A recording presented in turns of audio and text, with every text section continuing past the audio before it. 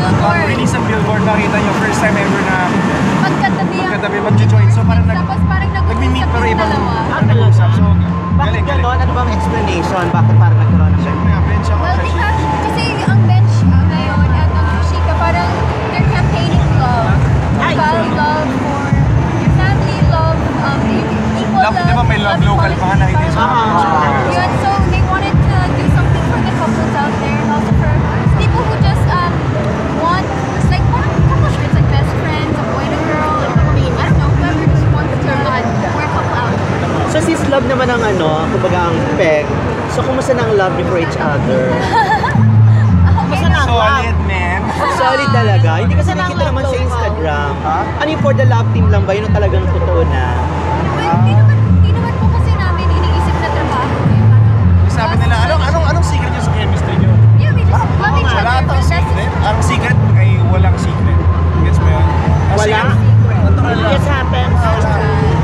So, wala siyang leveling or wala bang category? Nasaan stage na kayo? Ito? MU. Medyo MU ba? Or Muraguya. Agree ka ba, Liza? MU? MU? Mutual? I mean, mutual naman yung feelings ko sa kanya. Pero syempre, Hindi, kahit di pa kami basta exclusive. Alam mo kung saan bawal siya sa iba. Bawal siya. Totoo talaga yun? Bawal talaga, right? opo, parang ganun. Parang ang layo na nung Baguio ha, to here. To La So, Presa. ibig sabihin talagang hindi kayo pwedeng makita na merong kasamang iba or sa Exclusive. na pabebe or something. Exclusive na po. Kanino nagsimula yung ganitong kumbaga agreement? Huh?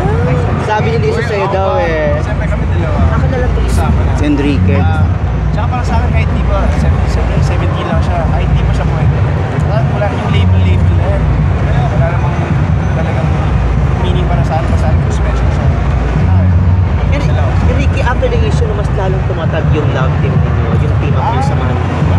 Lagi naman kami nandun para sa isa. Kahit anong mangyari, kilala niya ako, kilala ko rin siya. We know each other the most. Kaya siya, yun, we was with each other. Paano mo ginawa na maging maayos pero nagtunaw yung yung samahan ninyo, yung love team ninyo after the issue?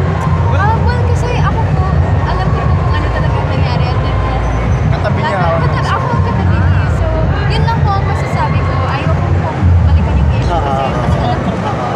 At parang, bakit kailangan ko na para sa Iba pa yung story yung lumalabas. It's alright. I mean, at least kami, alam namin kung saan kami. So, yun na yun.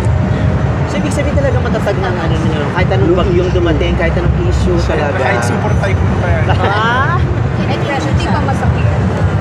Different story ang lumalabas. Well, alam niyo po, sa industriya natin, dapat sanay na tayo. Hindi rin po talaga natin Diba? masasabi kung ano yung totoo. Kasi there's a side to everything. Sa side to everything, lahat ng So tao may nakita mo na parang ang dali-daling gumawa. How many Ano, diba? sides? Parang It's all up to you guys habang kung ano po yung Hindi. decision nyo. Para sa akin, habang tumatagal lang kasi, para sa akin, ang daming dumatagal, parang mahaba yung story, ha?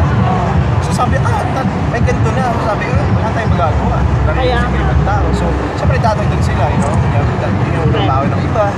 You can't really do anything about it. So, yun na yun. Paano mo siya naiintindihan? Siyempre, di ba, medyo ka-pressure ang buhay showbiz, Oo, di ba? wala. Paano kayo nagkakaintindihan?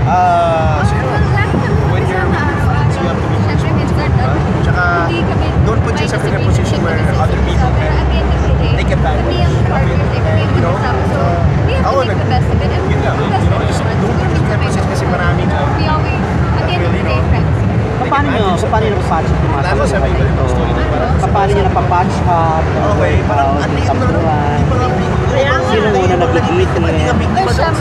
Ako madalas. Okay, so, you know, ano magagawa? pero nakita mo na kahit ano yung kaligahan na yun, yung mga supporters medyo mo, training siya. Kilala nila ako, mga fans ko, hindi ko naman fans yan, kilala nila ako. Lagi nasisend sila, lagi kumakain. So, alam nila,